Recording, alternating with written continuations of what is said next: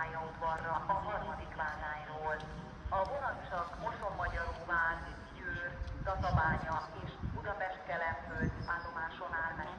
Belföldi forgalomban helyjegyváltása kötelező. A személykocsik számozása 410-es számmal a vonat elején kezdődik. A vonatra kerékpár helyjegyváltása kötelező. Tájékoztatjuk utasainkat, hogy a vonat közepén érkező kocsi közlekedik, ahol szívesen látjuk Önöket.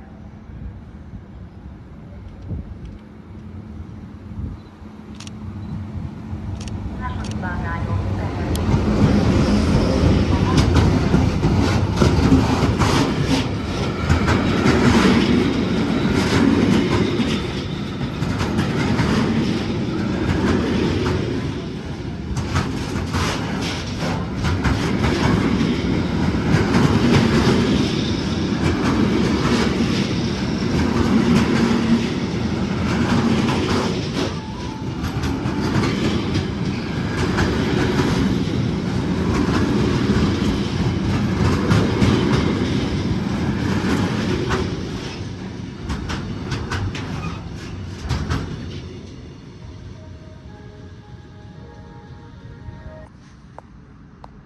a régió vonat érkezik Győr felől a második vágányra és indul tovább Pécs Haubámóra.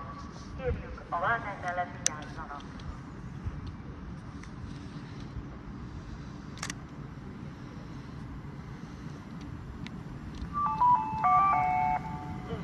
Region train is arriving from Győr at platform